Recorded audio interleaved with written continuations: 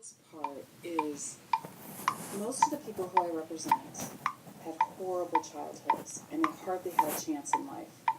And then you follow them through their lives and you see how they got to be where they are, and you understand what they went impact on the person and their family sometimes too. So I can either be a role model for one of my clients' children, or recently it happened to me with a client that I talked to you about, Ellie. Like, he's got a little brother, and that little brother just is going to college now. And I think he's going to college because I talked to him about going to college and said, you can do this. It's possible for anyone to go, and you don't have to have money. You can apply for loans, and encouraged him in that way. And I think that's the most rewarding, is when you can make a change.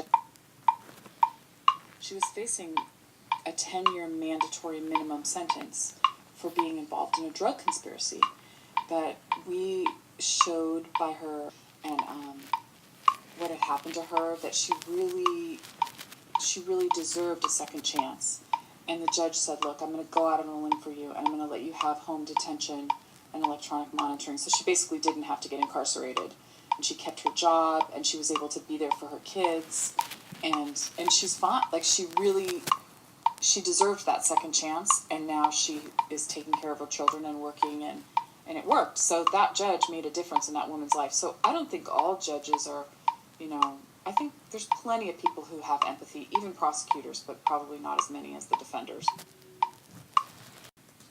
I was a relatively new lawyer, although not so new, but my boss took one of those appeals that came from California and was in federal court, and he took it then because he wanted to try to stop the guy's execution, and we represented him for about 18 years, my boss did, and then he got executed. Wow. And unfortunately, I was close to him, and he was executed on May 3rd, 1996. And I was there, so I was at San Quentin and watched him be executed, which was really one of the hardest things that I've ever been through as a lawyer, but he wanted me to be there, and I couldn't very well say no, right?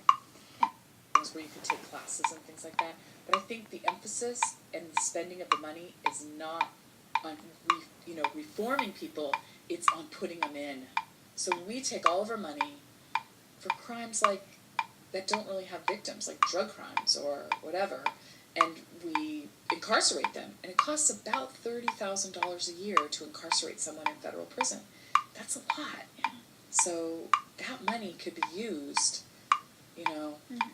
for incarcerating less people. And I think people are coming around to this idea. This is not a crazy notion anymore.